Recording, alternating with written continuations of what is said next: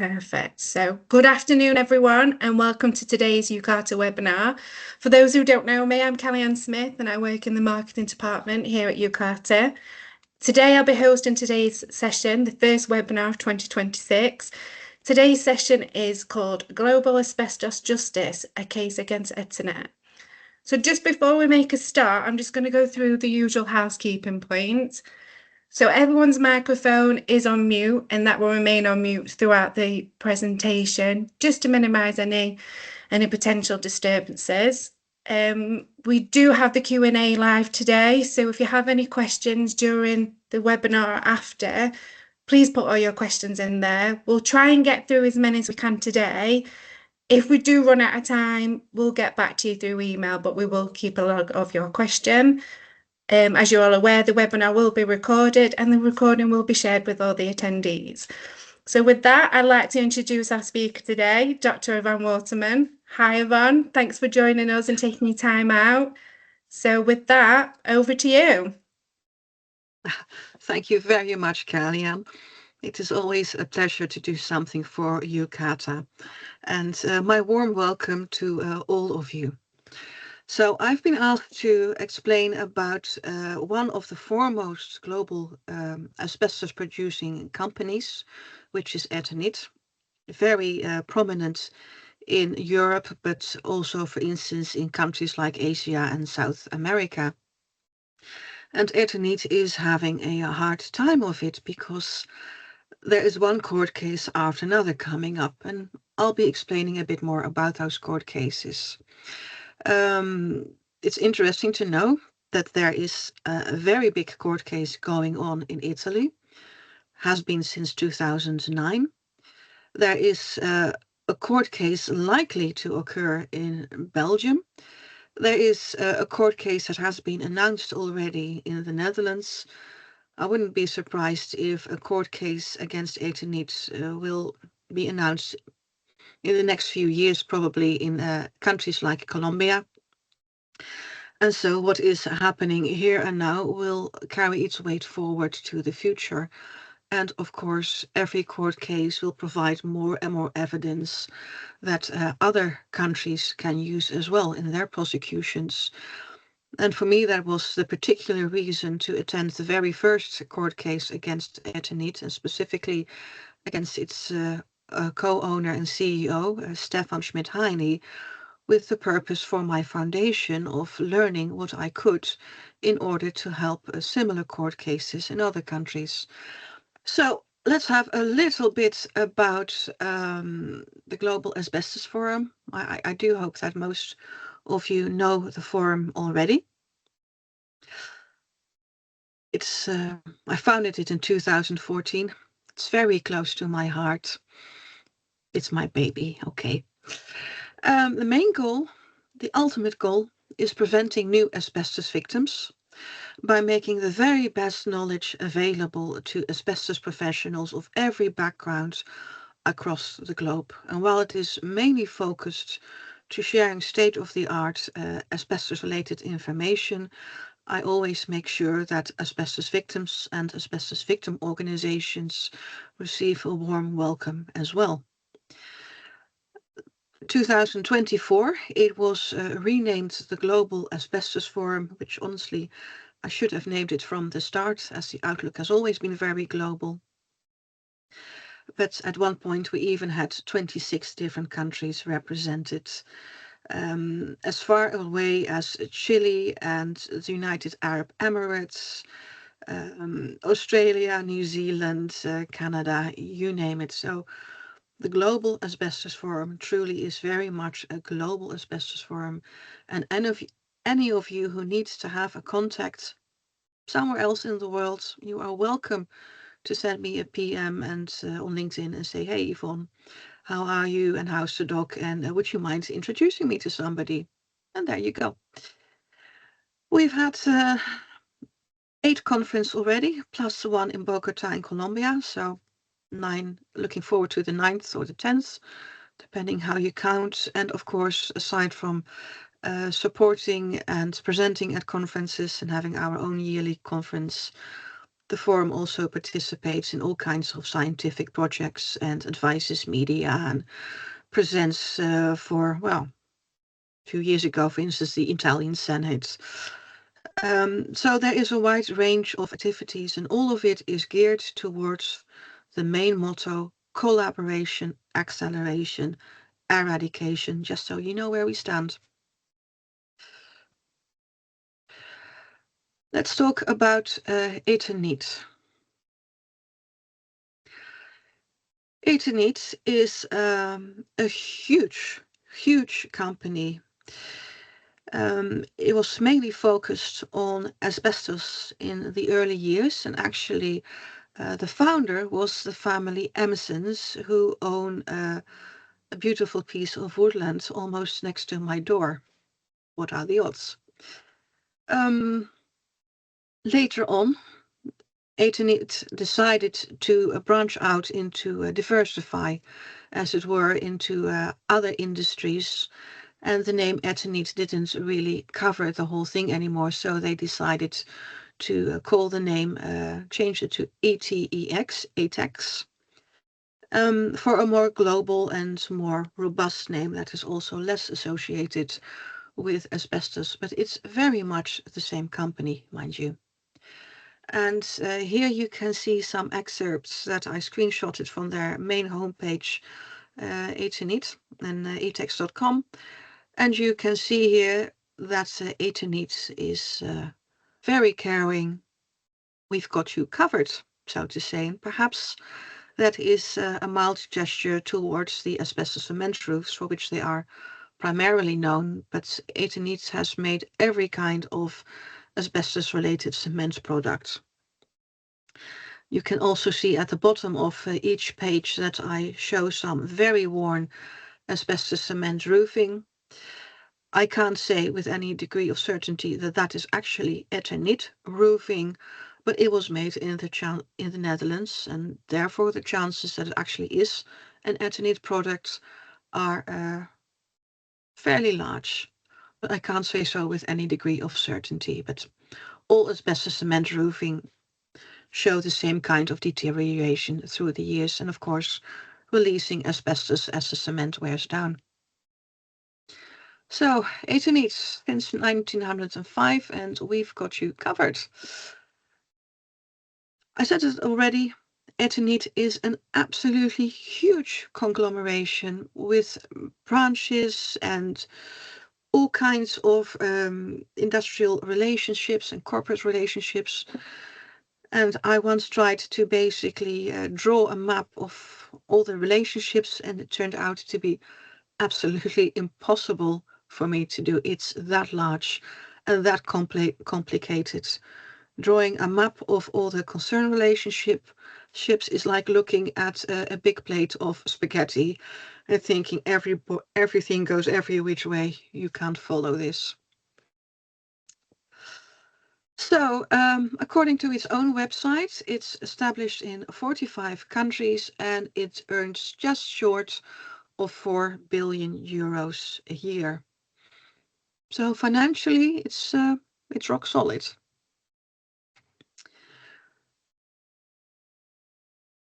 Now let's get to Mr. Stefan Schmidheiny, the son of the founder, Max Schmidheiny.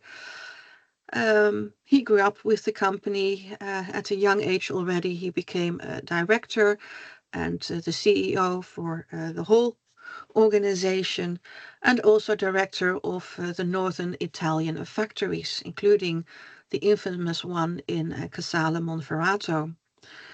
And those of you who attended an UKATA AGM a couple of years ago will remember that I spoke then about this factory having come fresh from a court case once again in Italy. I can tell you the first time that I attended the court case was in 2009, the very first day.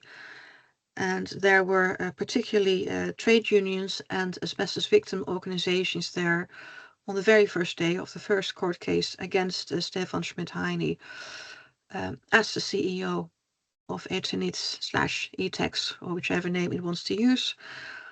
There were hundreds and hundreds, perhaps 1,000 people and more from all over the world to witness this very impressive court case.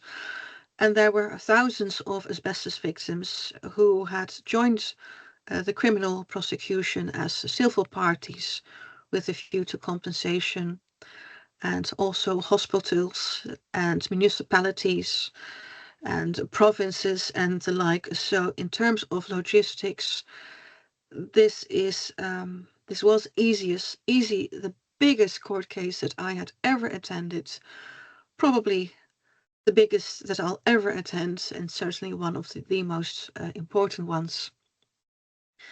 It's very rare for CEOs to be litigated against in the criminal sense, and so this was a, I wouldn't say unique, but a very rare occasion.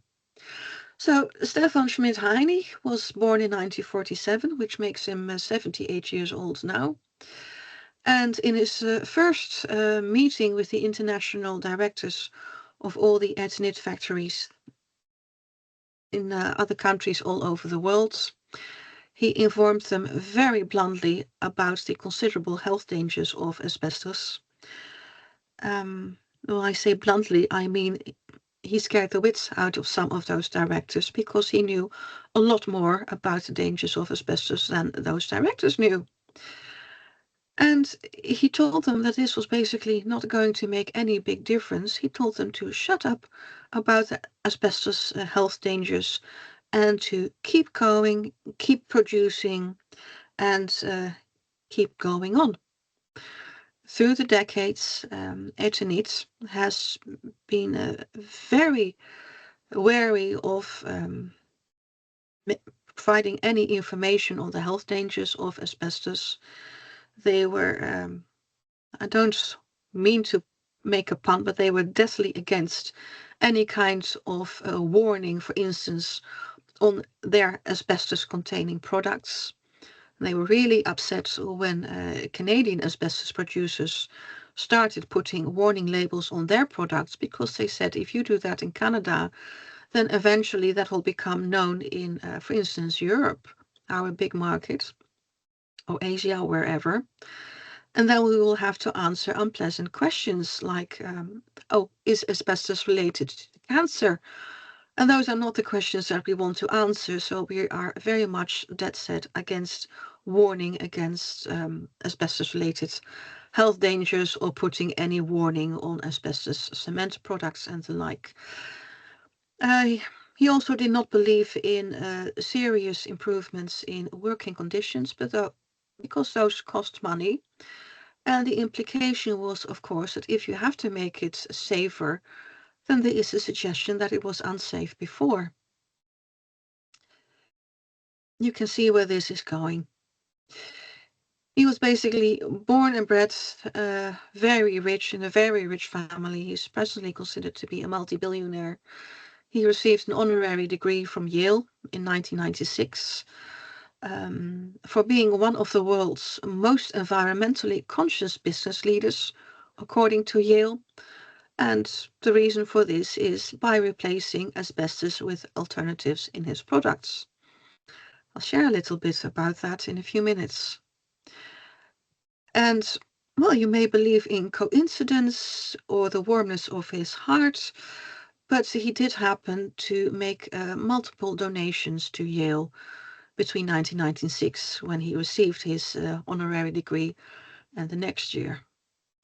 And at the time when he was given the degree, his spokesperson, Elisabeth Meyer-Hans-Saracen, explained why.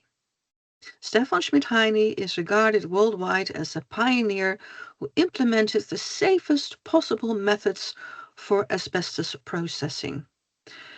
And she also said his responsible industrial activities, responsible, mind you, prevented thousands of people from contracting an asbestos-related disease.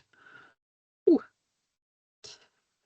I will remind you that, for instance, asbestos roofing and asbestos piping and all of those kinds of products are one of the main sources of asbestos exposure And I'll remind you again that Eternit very much tried to the last possible moment to deny the health dangers of asbestos, to keep them quiet, certainly in the Netherlands, to manipulate the government, try not to have any legislation on asbestos enacted or to postpone this as much as possible, and basically put their own business motives and interests forward as much as possible in opposition to any other interest. It was pretty much money comes first, and the rest is not worth discussing, and we are not going to do so, and none of you are going to do so, and we are against any discussion of asbestos-related cancers. No such thing. Of course, it wasn't possible to keep this up forever, but they gave it a very good shot. So let's see. There we go. Well, there you have him. He has been quite frank about his contempt for the Italian victims. He isn't interested in them in the slightest. Indeed, he finds them dreadful bores, moaning about their problems. He isn't interested in the Italian justice system. And he actually stated in the Wall Street Journal in 2022, he said, "I promise you, I will never go to an Italian prison. Once in a while, I have to look myself in the mirror. I can very well look this guy in the eyes and feel good about what I have done." Of course, nobody's perfect, and from hindsight, you always know more and you should have done more. I'll remind you that Mr. Schmidt-Heine, when he started as a CEO at these factories for which he was responsible, and also as a CEO of the whole organization, the global entity, was very well informed indeed, much better than most of us. He has never attended any of the very many court hearings to look his accusers in the eye. Every time he stays at home in Switzerland, which I do not doubt is a very nice home.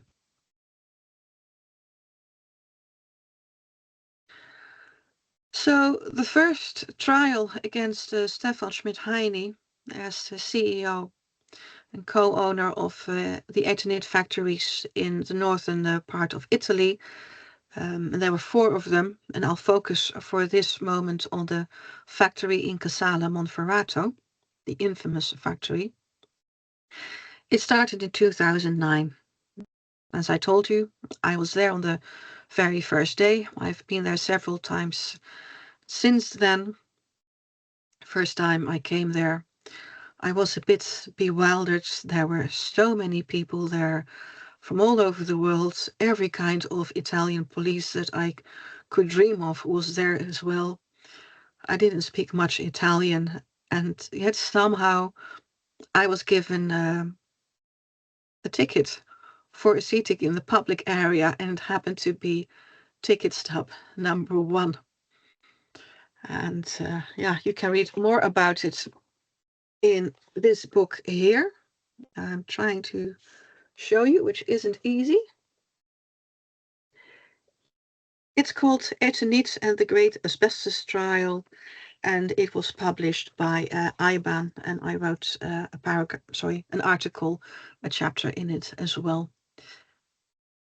I've been following this court case ever since, and again, it started in 2009.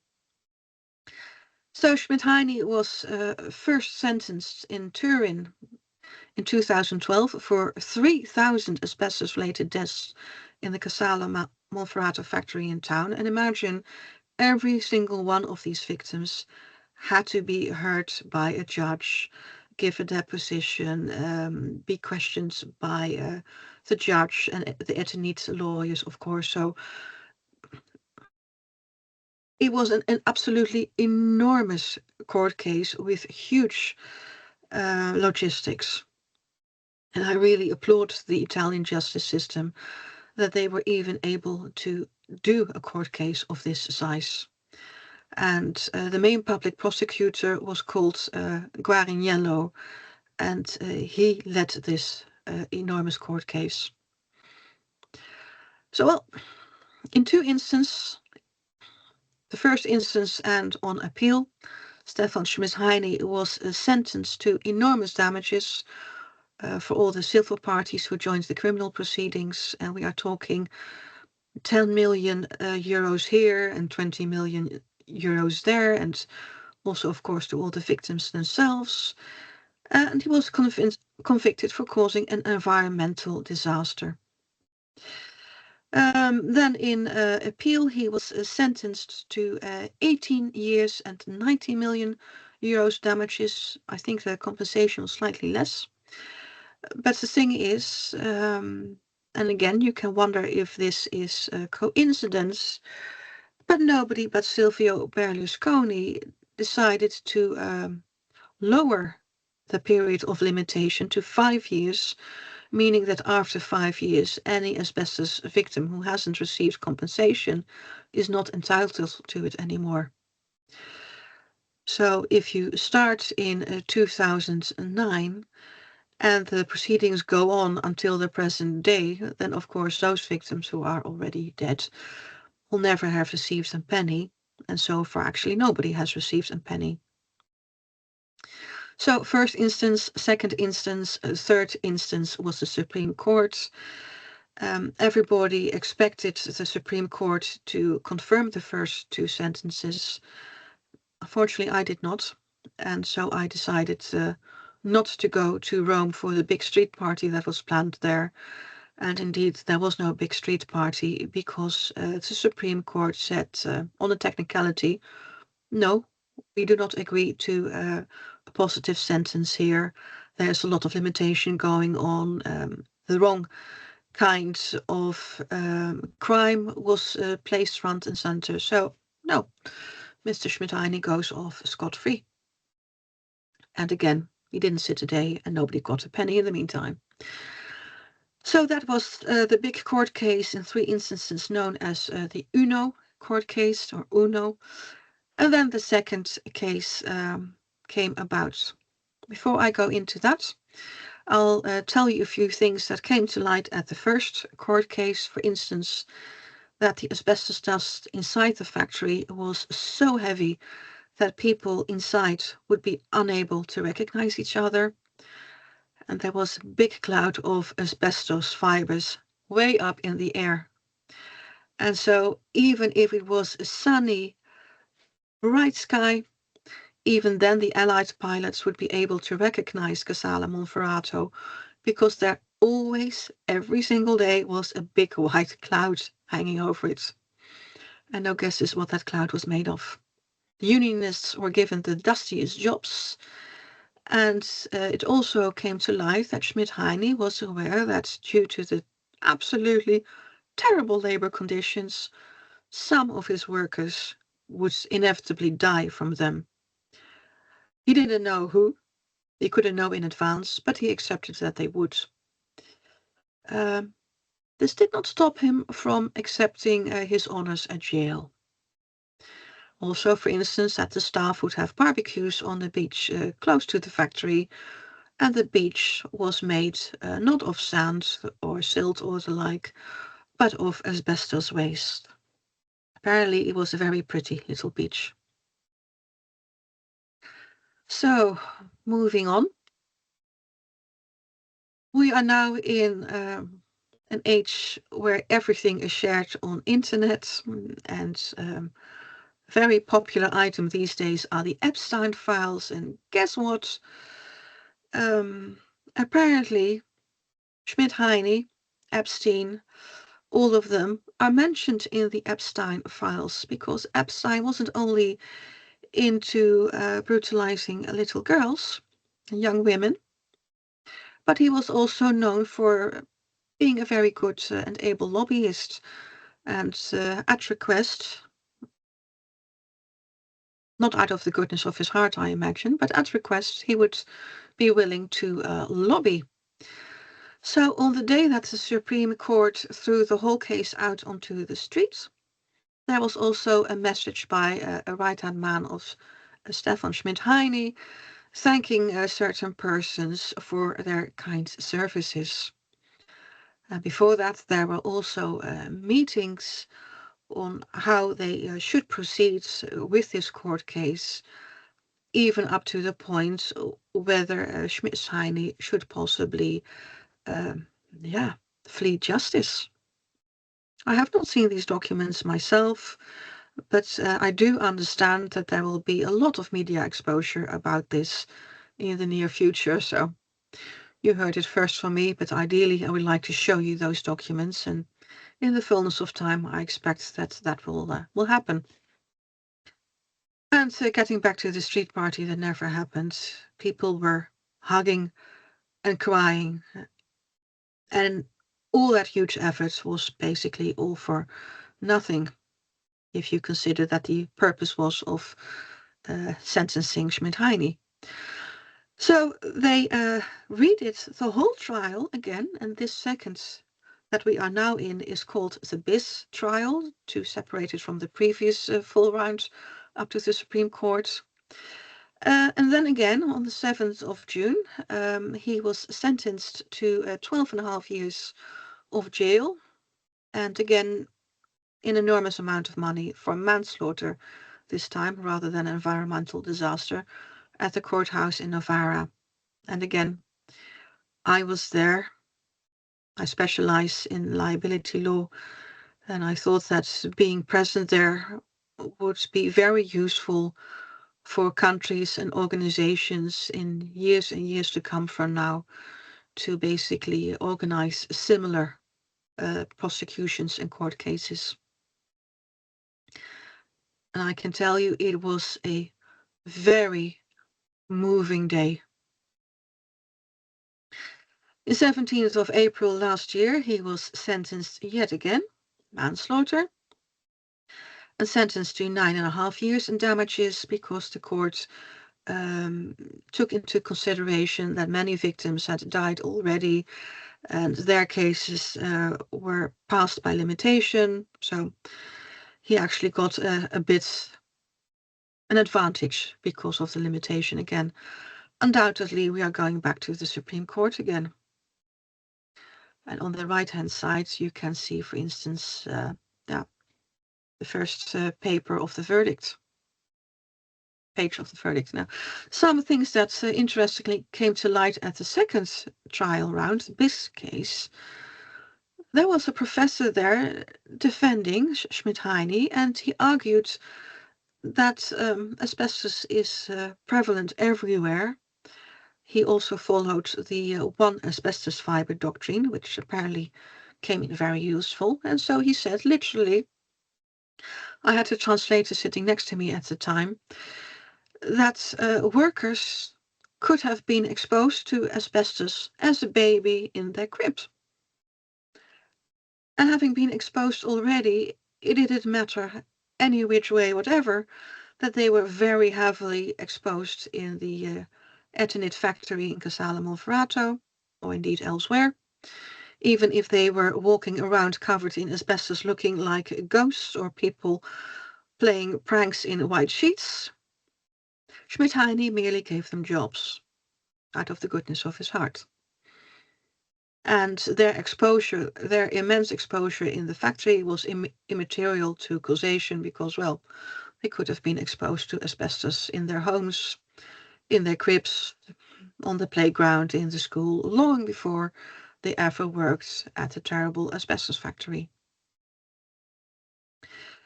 There was also a witness for the defendant who stated that the asbestos cement products would start releasing fibers the moment they left the factory gates, and this was well known.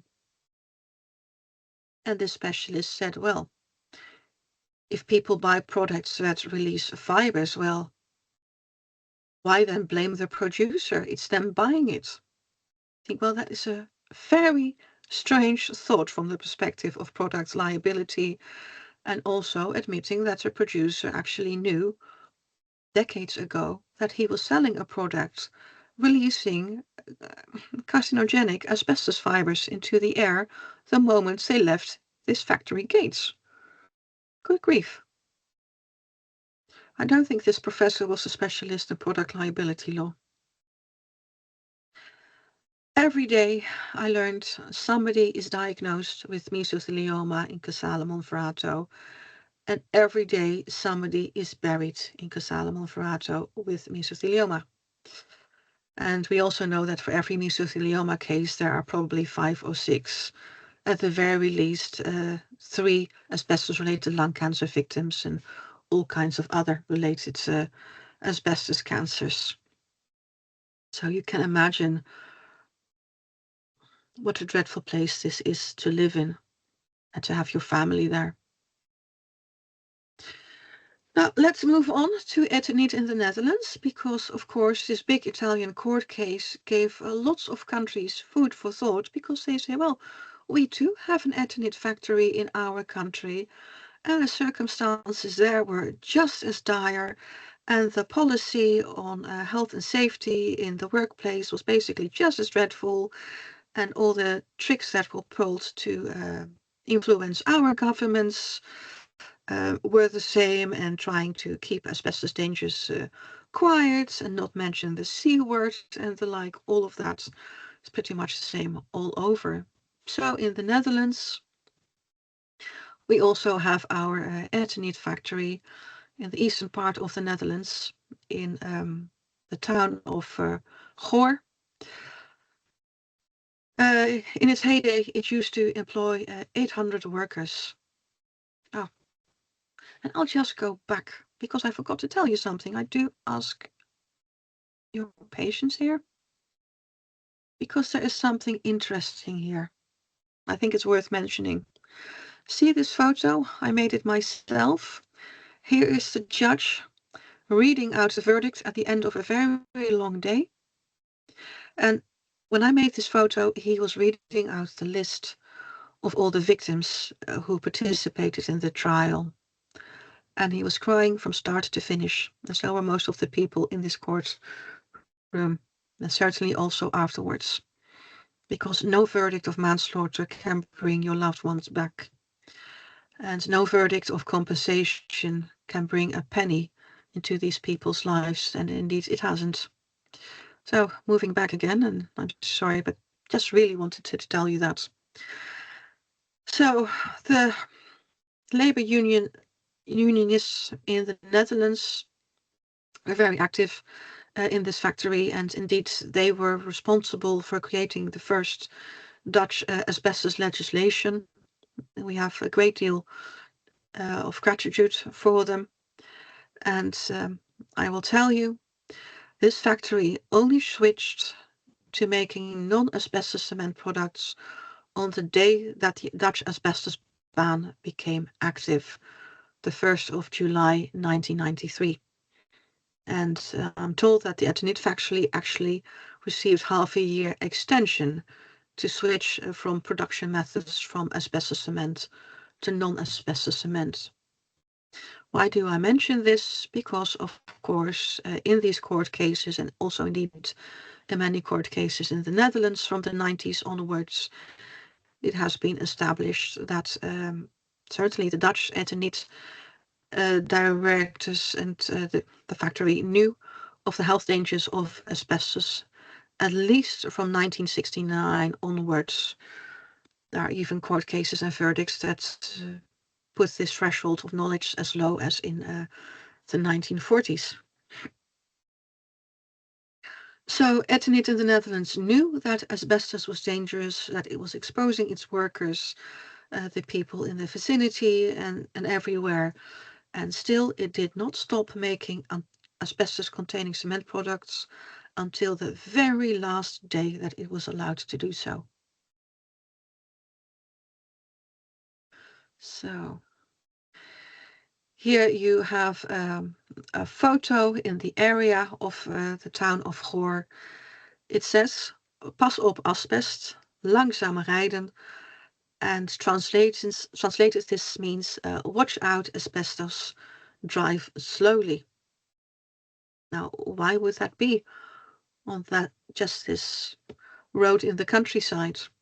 And I'll tell you, for decades, the Eternit factory would allow municipalities, farmers, anybody really with a truck to take away damaged, unsold products. And they would then typically crush them with tractors or drive across them, spread them around. Children of farmers, for instance, would sweep them nicely around in the farmyard to fill up all the potholes, things like that. And then people would live there, they would drive there, they would bicycle to school on these roads every single day. You can imagine how that turned out. And this went on for decades. These private and public roads have had to be cleaned up by the state at absolutely enormous expense. And Eternit has always refused to contribute a single penny to the costs. Now, if I tell you that the area of Goor, where the Eternit factory is located, is considered to be a hotspot for mesothelioma incidents, would that surprise you?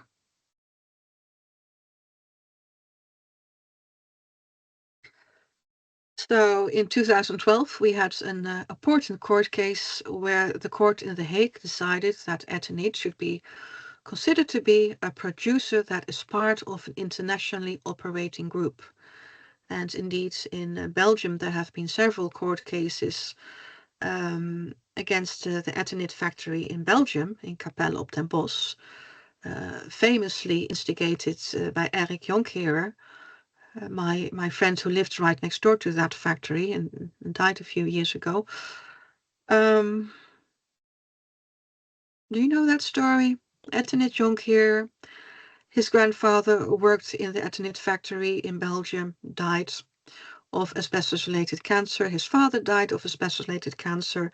His mother died of the same. He had 4 brothers. 3 of them died of mesothelioma before him. And his 4th brother also is presently ill with mesothelioma and could not bear to tell Eric that he, the last one of 5 brothers, had it as well. So Eric never knew. It was the only thing that his brother could do for him.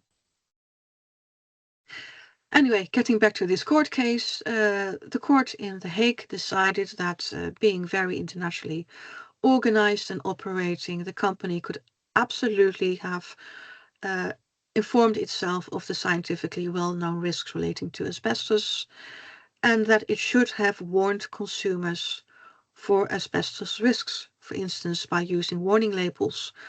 And these were very heavily resisted by Eternit because they said, once we start doing that, warning against health risks, then basically the thing is out of the box and it will be the beginning of the end. Court cases against Eternit in the Netherlands tend to be very long, meaning that the victim never lives long enough to see the end of it. All of these court cases have basically been transferred to an institute called the Institute for Asbestos Victims, which is really an institute that is very profitable to Dutch insurers. It saves them an awful amount of money. And Eternit is known that whenever they did offer a settlement, there was a very strict gag clause included in it. You are not allowed to talk about it. Now, the Dutch factory would import a huge amount of asbestos yearly, particularly from Canada. And indeed, I think somewhere in 2002, I think, I gave a presentation at an asbestos conference in the Parliament in Ottawa, explaining what Canadian asbestos was doing to Dutch lungs. And there was a protest demonstration from Canadian asbestos workers, just as I was giving my presentation with a big X-ray on the wall. And these miners were carrying asbestos rocks in their hands like that and saying, look, it's all untrue and you don't drop dead from asbestos. And what do these stupid foreigners know? They are just out to rob us of our livelihoods. I think, yeah, that's really what we are about. In the Netherlands, tens of thousands have lost their lives to the exposure to asbestos cement products, of which Eternit was by and far the biggest producer. And we actually have a Dutch lawyer who called the whole situation manslaughter on an industrial scale, Bob Gruwers. Now, in the summer of last year, the Dutch public prosecutor announced that it would prosecute Eternit for 3 cases, 3 of manslaughter and death by negligence. But the company, please take note, not the directors who made any decisions, who were responsible in any way, no, only the company. And of course, you cannot send a company to jail. And Kellyanne, I am mindful of the time. So in the Netherlands, it will move very slowly. I will keep tabs on what is happening. I will also instigate a request for what we call public information regarding the decision and all the background of this, but I can tell you nobody in the Netherlands will go to jail for the fact that tens of thousands of Dutch people have died from exposure to asbestos cement products. Nobody will be held personally responsible. So what is Eternit presently saying in its defense? Its lawyer, Professor Daan Doornbos, wrote a letter to the public prosecutor. This is now in the public domain. And he explained why Eternit, as a company, is quite innocent of the charges of corporate manslaughter and death by negligence. Well, this ought to be a good one. And he wrote that Eternit always acted within the law, as asbestos was not banned until 1994.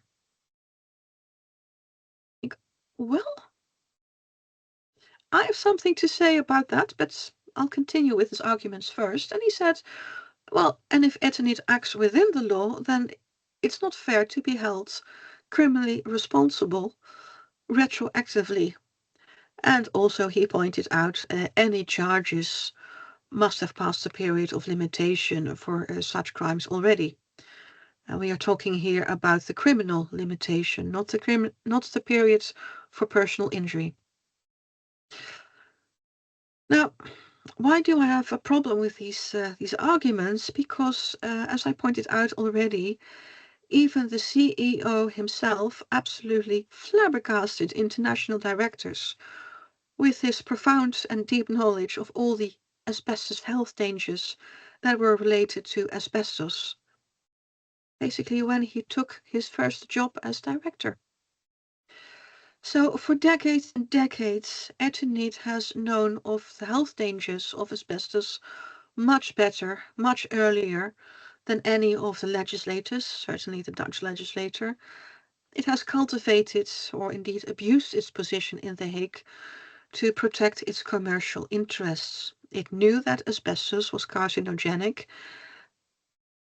and it wanted to keep selling its carcinogenic products for as long as possible. It absolutely knew of the dangers, and I would say that knowledge creates a duty of care. If you know that you are exposing somebody to a health risk, then you have a duty of care as an employer at the very least to act accordingly and take preventive measures, even if it's earlier than the legislator, because you know more than the legislator.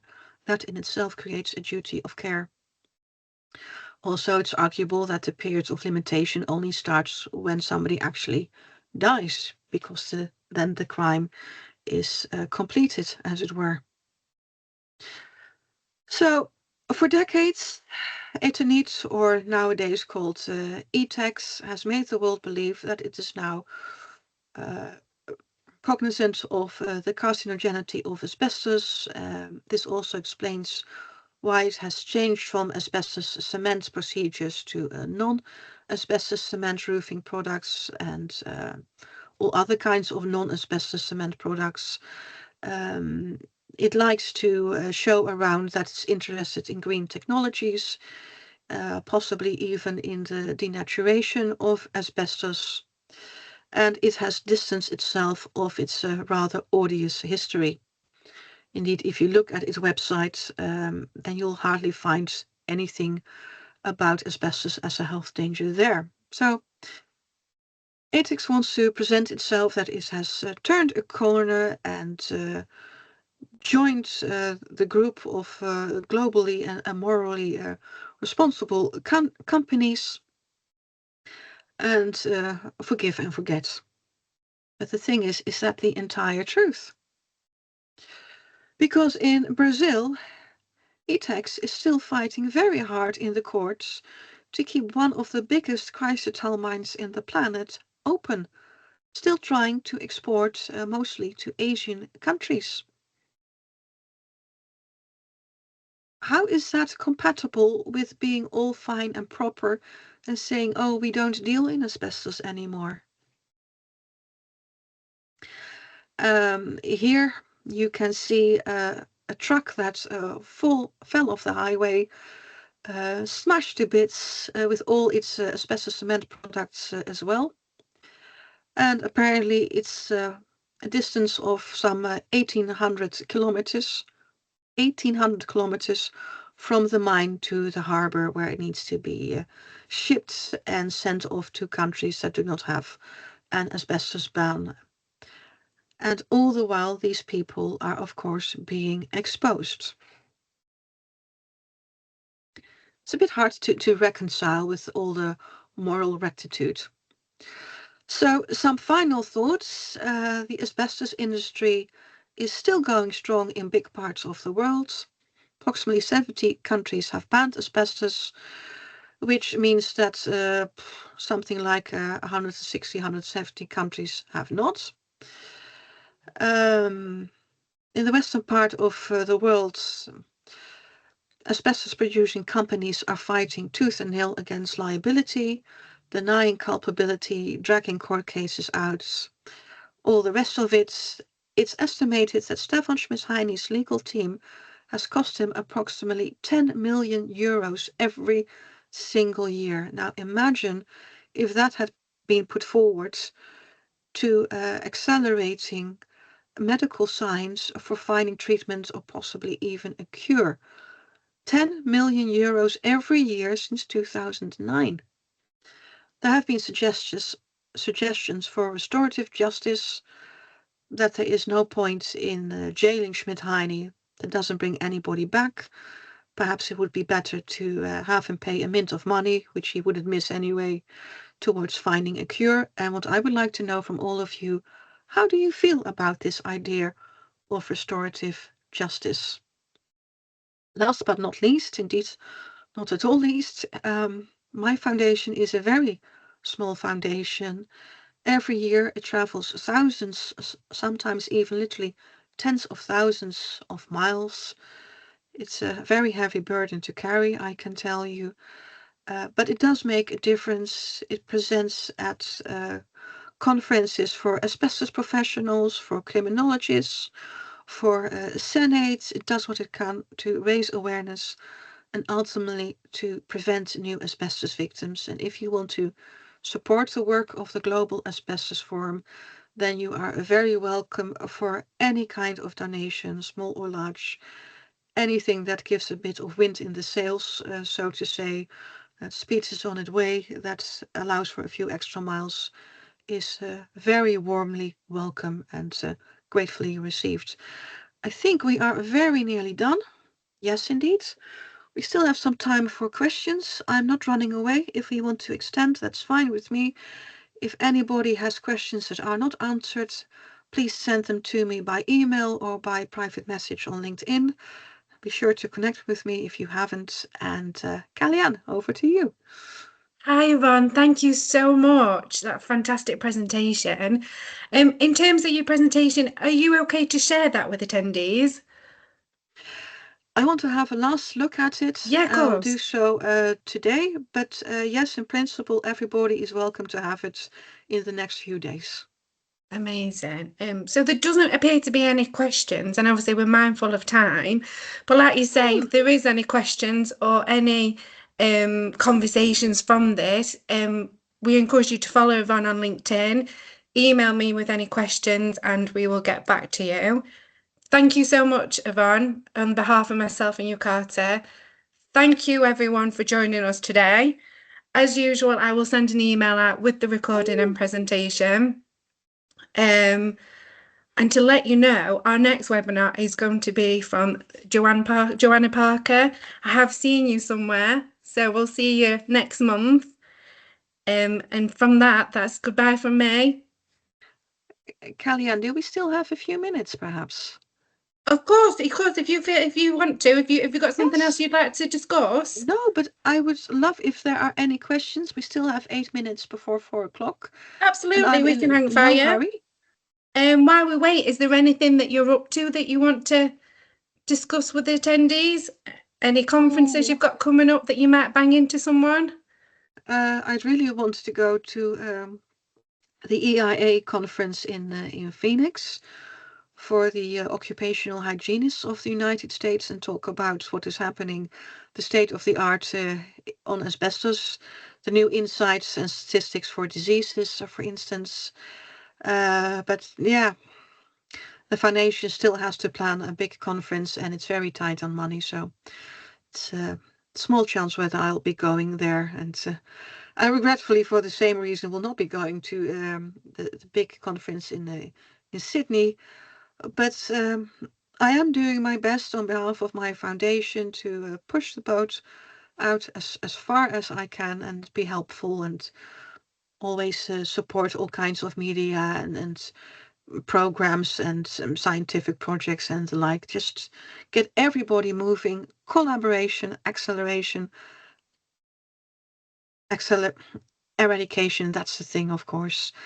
And if nothing else, and I actually do see a question. Hey, um, it takes all of us. So I'm really pleased that there are so many people interested in asbestos from so many walks of life and have taken the time to listen to this small presentation. We actually have a question here by Steve Butler. Is there a list of countries that ban asbestos and those that don't yet? Actually, IBAN Secretariat has a very good list on its website of countries that already have an asbestos ban, and by that list you can infer which countries do not have an asbestos ban. I hope that will help, Steve. Come on, are there any other questions? Really? Hi, Yvonne. Which failure in the Eternit case do you think we are most at risk of repeating? That's a good one. Not sharing information. We should share the socks out of everything we know about legally relevant Eternit facts and share them with other countries to allow justice in every country where Eternit or ATEX was active.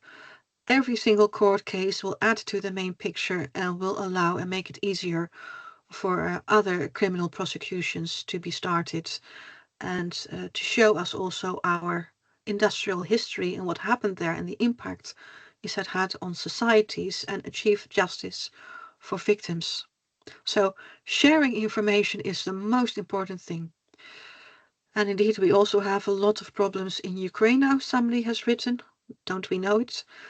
I've invited very good speakers, Professor Bodanova, Olha Bodanova, the last 2 years at the Global Asbestos Forum conferences, and the stories that she tells there is that there is a huge situation in Ukraine, because it's not only the immediate deaths by through the war, but also we see all those buildings lying in rubble. Nearly all of them are very likely to be containing asbestos. And what will people do? They will pick up the rubble with their bare hands. They will take a broom and clean the streets. We know that inevitably this will cause huge numbers of deaths in decades to come. So the war in Ukraine will have two fallouts, the immediate one and the long-term one. And we know that this is very true in other similar locations, for instance, Gaza. Somebody mentions, if you can next time we need to talk also about problems in Ukraine. I would suggest, why don't you invite Professor Olha Bodanova herself? She has spoken excellently at the Global Asbestos Forum conferences, and if you invite her, and she would be better suited to that, being more related to Ukraine, of course, than I am, though I'm happy to do so. But if I know of anybody who could do a better job, then I will always tell you. Yes, children seating in basements where there is asbestos, children playing in the streets with all the buildings lying there in rubble. There is a whole generation of children being very heavily exposed to asbestos now, and I dread to think what it will mean 30, 40 years from now. We can draw a picture of it. We know what is going to happen. Somebody says, thank you so much again. I like to be of service and draw attention to asbestos health risks, share what I can, draw everybody into the global network. Yeah, any more questions? Bring them on. Take this opportunity. We still have a few minutes until it's 4 Yeah. o'clock, but if you're not in a hurry, then neither am No, of I. course not.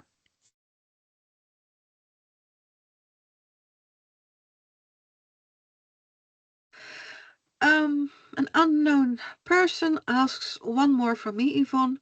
Is the UK at risk of repeating past asbestos failures through imported products sold online? Yes, definitely. And this is not particular to the UK, but this is true for all countries that already have an asbestos ban. For instance, at the Brilliant conference in Bergen 2 months ago, it was mentioned that there is a building material imported from China that has been imported for decades in Norway, a very customary material, and it turns out to contain asbestos. Everybody is so used to it, nobody looks to check whether it contains asbestos. There are plenty of online shops, Alibaba and many like it, that sell asbestos-containing products. And indeed, a couple of years ago, my neighbor's son proudly showed me a new brake that he had bought online and was going to install on his mopeds. And I told him, hey, come here a moment, I want to see that up close. I said, aha, I'll pay you for a new one that you can buy in the town next over, but you're not getting this back because it came from China.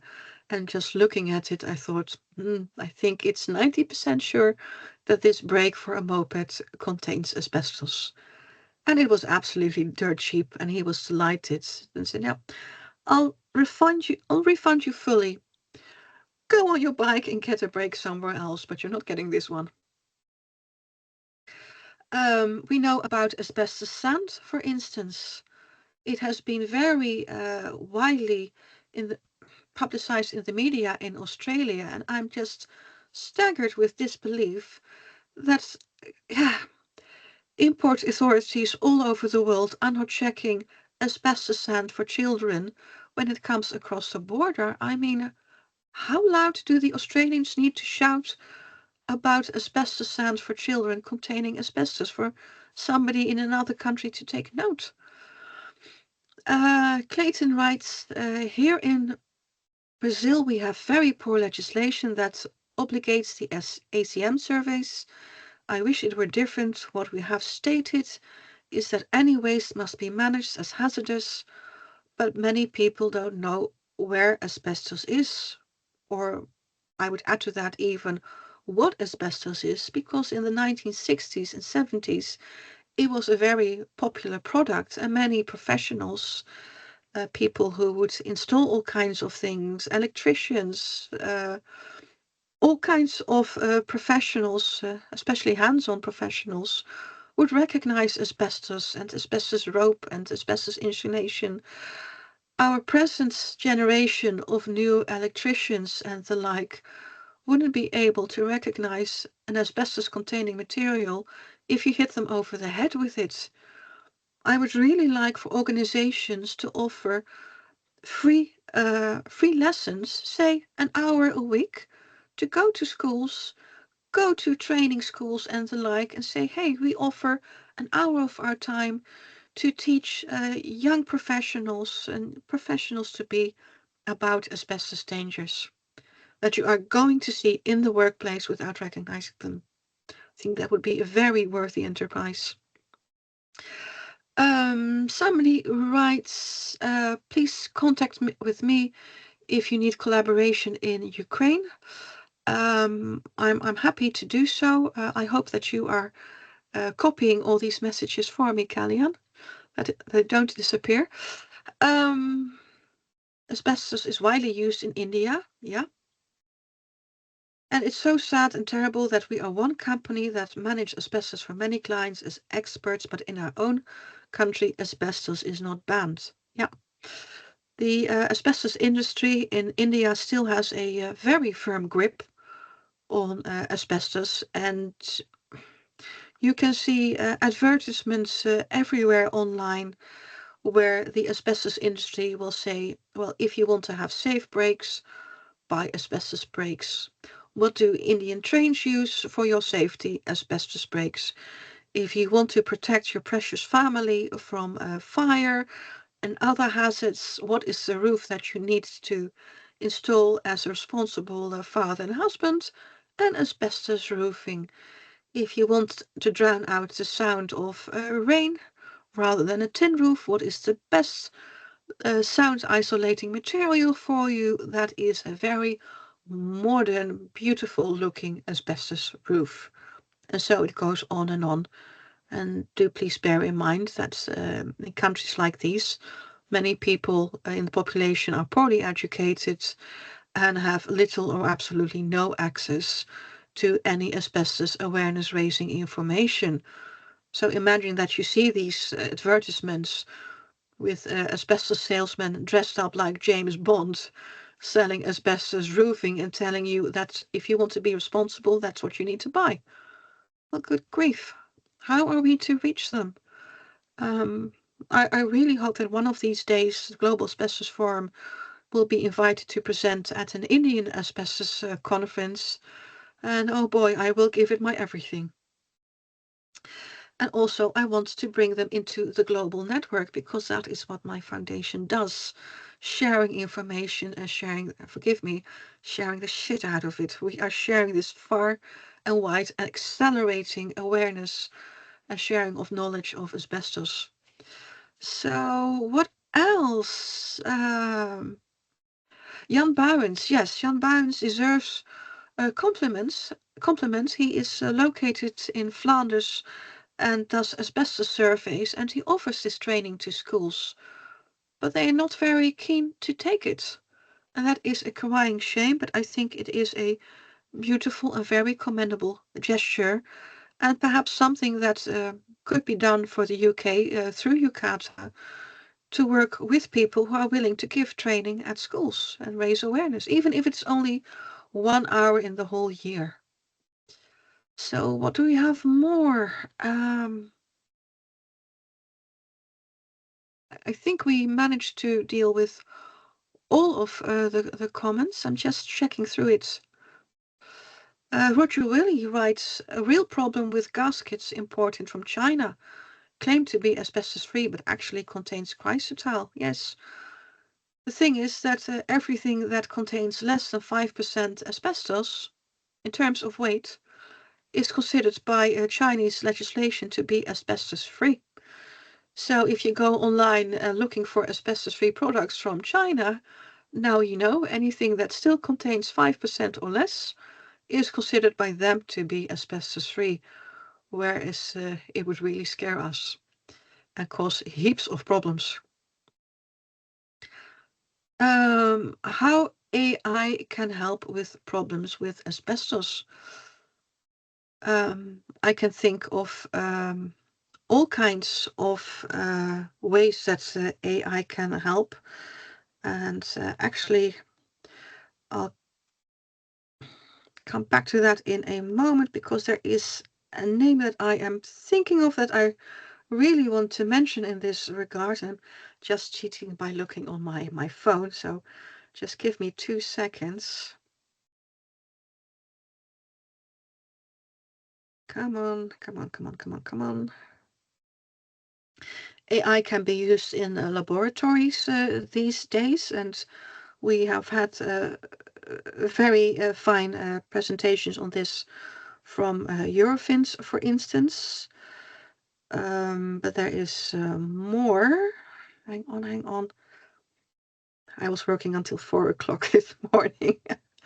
Makes it a bit harder. There were so many people presenting on asbestos last year. Robin Bennett also gave a very good presentation using the Alpha Tracker asbestos system, also using AI. So that is also something that would be very interesting, perhaps for a presentation for you. And let's see, what Oh, else? Yvonne, we Yeah, will. If you want to answer maybe one more, we are gone obviously over time, which is fine. I you're don't know if there's welcome. one more that you just want to, were you about to answer another one? Do you have any question, Kellyanne? For you directly? Yeah, well, why not? I don't, I'm afraid. I think everything in your presentation, because this was quite new to me, this topic, and obviously the facts and figures that you're providing are very sobering, and the fact that you know that the facts inside and out, and again, just I really appreciate you sharing that with myself and the attendees. Hmm. Sometimes I come across professionals who pity me and say, "Oh, poor Dr. Waterman, always concerned with asbestos."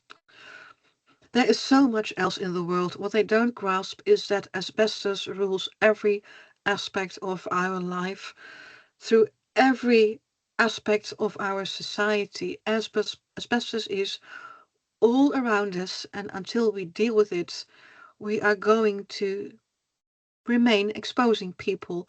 Until we remove it from our living environment, we are going to keep being exposed to it, and we are going to keep having people die from asbestos perfectly needlessly.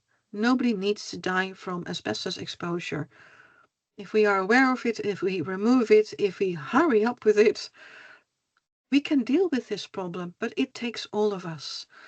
And I think that that is basically a very good end to this presentation. So thank you, everybody. Thank you, UKATA, especially for allowing me this opportunity. And if you have any questions, please connect with me on LinkedIn if you haven't already done so. And anybody is always welcome to ask me any questions on LinkedIn.